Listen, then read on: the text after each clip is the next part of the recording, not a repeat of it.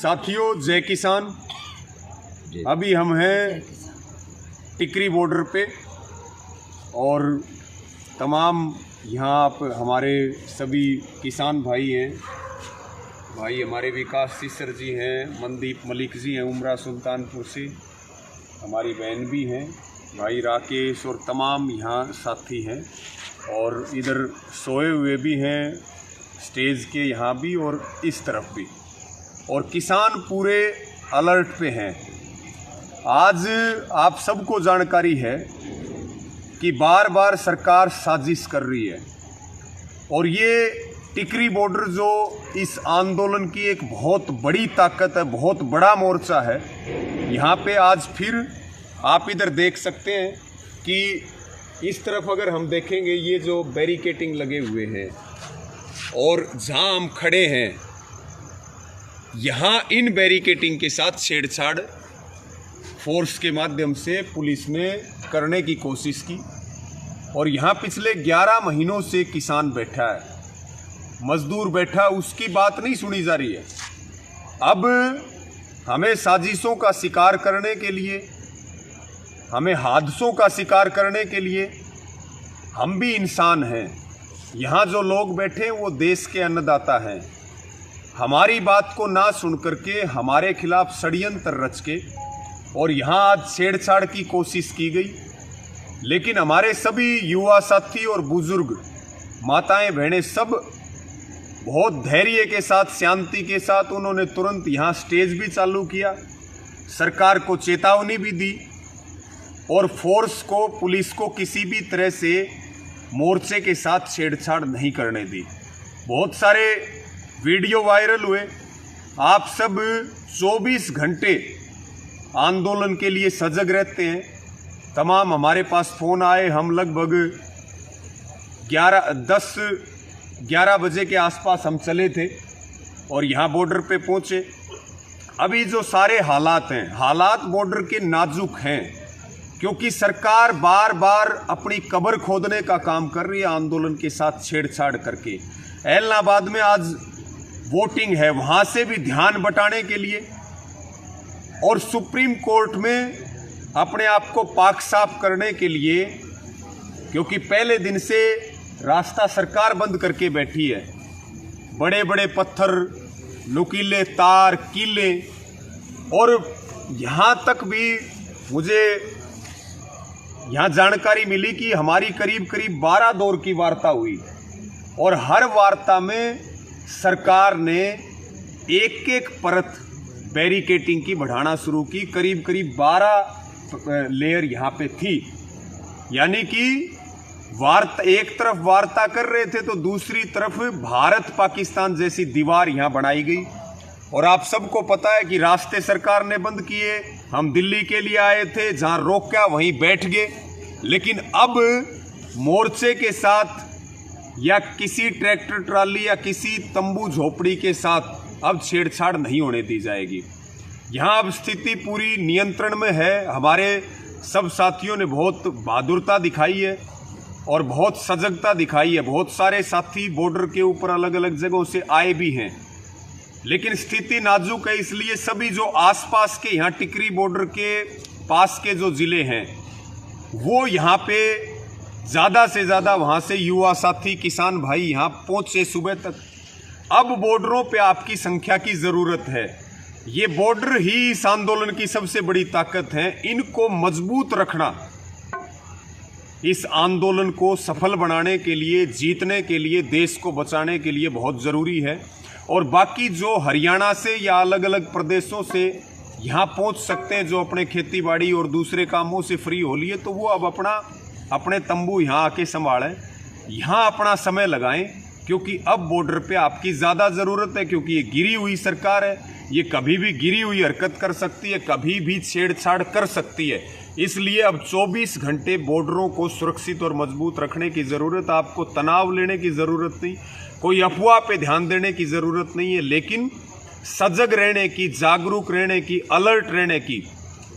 इसके ऊपर जो आज यहाँ टिकरी बॉर्डर के ऊपर हुआ है, जो छेड़छाड़ हुई है, उसको लेकर के सुबह मीटिंग भी है। मीटिंग के बाद और स्पष्टता से संयुक्त किसान मोर्चा हम सब के लिए जो आगामी दिशा निर्देश है वो भी जारी करेगा।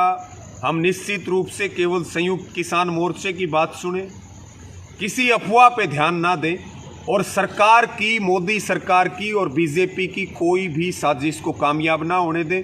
और हम सरकार को ये बात स्पष्ट कर दें कि जो लोग अपने खेत और घर छोड़ करके आए हैं उनके कफन जेब में है और जान हथेली के ऊपर है। बॉर्डरों के साथ अगर कोई छेड़छाड़ की गई तो फिर हम गर्दन भी कटवा सकते हैं, शहादतें भी दे सकते हैं। और ये हमारे सभी संगठनों की, सभी युवा साथियों की, सब किसान भाइयों की ये सामूहिक जिम्मेदारी है कि हम यहाँ पे पूरी ताकत से डटे रहें। ये चाहते हैं ये बैरिकेटिंग हटा दें, फिर ये किसी को पैसे दे करके यहाँ ट्रक चढ़वा देंगे, यहाँ पूरे दिन धूल मिट्टी उड़ेगी। हम पाकिस्तानी नहीं है, हम अफगानिस्तानी नहीं है। सरकार को ये बात समझनी चाहिए। सरकार जितना जिद कर रही है और सरकार जितनी गुंडागर्दी कर रही है, गुंडागर्दी सरकार की किसी कीमत पे नहीं चलने देंगे। जो उंगली बॉर्डर की तरफ उठेगी और जो आंख बॉर्डर की तरफ उठेगी वो अपनी आंख और उंगली का ध्यान रखे। इस बात की सरकार को जानकारी होनी चाहिए। भाई विकास सर हैं वो भी अपनी बात रखेंगे और मनदीप भाई जो यहाँ हमेशा से पहले दिन से डटे हुए वो पूरी घटनाक्रम बताएंगे। इसको शेयर जरूर करें और भी लोग अपनी बात रखेंगे। साथियों, जय किसान।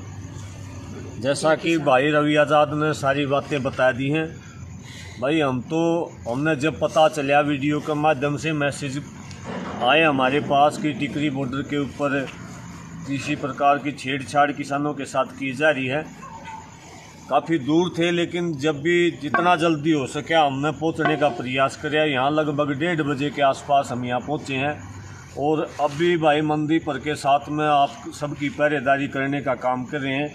जिस बैरीगेट के सामने हम खड़े हैं, इस बैरीगेट को भी हटाने का काम इनने कर दिया था। और जो बड़ी दीवार, जो पीछे जो दीवार जो साथी आते रहते हैं, जिन्हें देखी भी होगी, बहुत बड़ी दीवार, भारी जो दीवार थी, उसको तोड़ करके अभी आपको ये बैरीगेट लगे हुए दिखाई दे रहे हैं। ये दीवार तोड़ के भी पूरा प्रयास ये किया गया कि इस बॉर्डर को तोड़ा जाए, इस रास्ते को खोला जाए।